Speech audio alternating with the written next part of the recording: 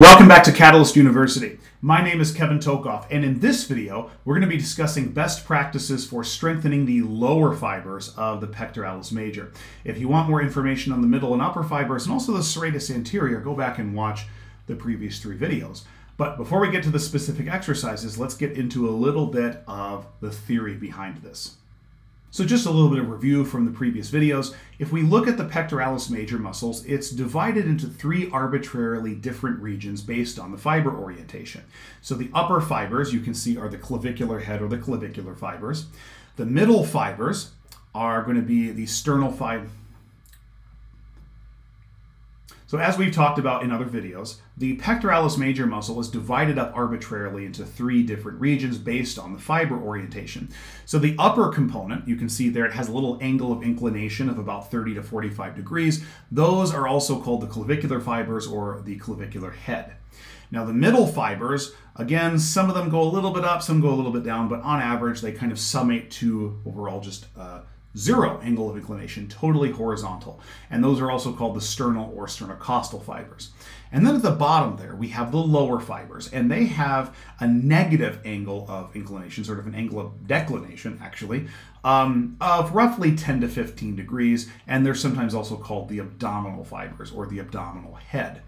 And so based on that fiber orientation, you might say, well, I'll just take the 3 exercises that we covered in each of the previous 3 videos and just put a decline to it, and I'm good, right? Video's over. And that's where you would actually be partially incorrect. Yes, decline bench press and similar exercises will hit the lower fibers. But here's the kicker, and this is especially important if you're somebody who's trying to optimize your performance in the gym, optimize the number of exercises so you're not doing this crazy number.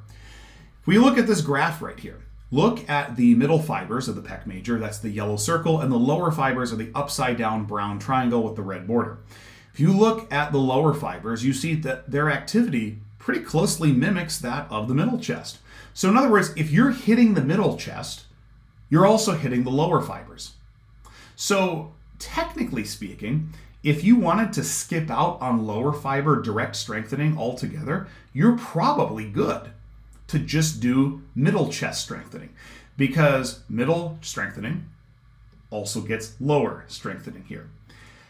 However, there may be some circumstances where you want to really hammer out the lower fibers, and that's what we're going to cover in this video. Some good exercises to hit the lower fibers of the pectoralis major. And those exercises are shown right here. There's only 2 of them. They're very simple, and the first one is a decline bench press. Now again, technically, if you're doing a flat bench press, like for middle chest in the previous video, you're also hitting the lower chest, and so you might already be good. But again, if you want to really hammer out the lower chest, you need to put the bench on a slight decline.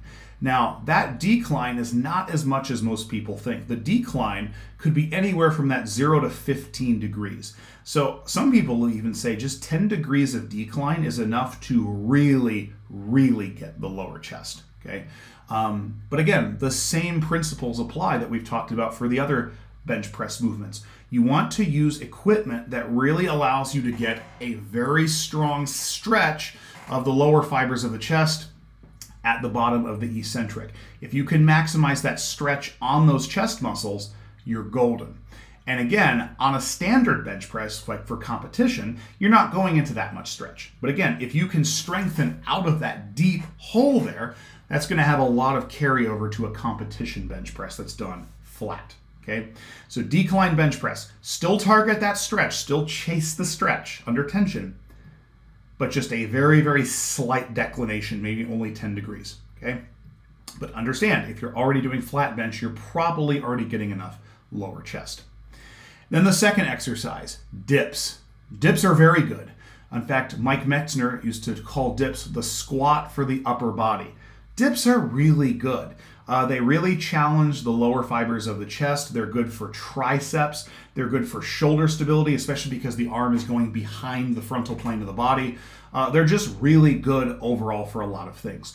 The key when you're doing dips for chest is you want to make sure you're not staying totally upright. You have a slight forward lean. If you don't have that slight forward lean and you're staying totally vertical, you're going to engage the triceps a little bit more.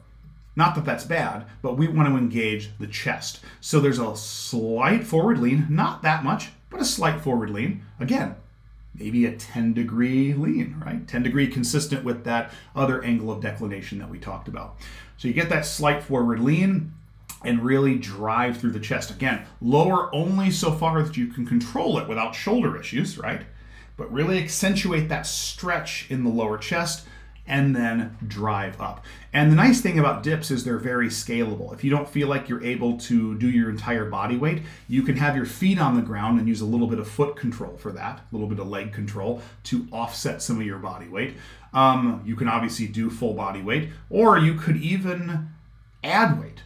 One of those weight belts that allow you to dangle weights between your thighs, so you could do weighted dips. So again, very easy to progressively overload this exercise. And I would say that dips, if you're doing those, can probably totally replace the decline bench. If you're doing dips, you don't need a decline bench. And the nice thing about dips is it works a lot of other stuff too. It's pretty functional.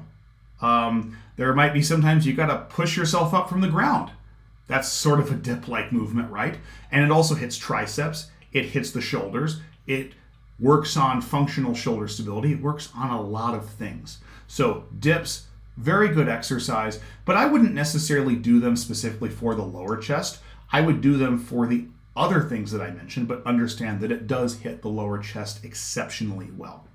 So hopefully this video gave you some good information on how to strengthen the lower fibers of the pectoralis major. And if you want more information on the other parts of the muscle and the serratus anterior, go back and watch those other videos. I'd really appreciate it. And thank you for taking the time to watch this video and this little short series on the chest.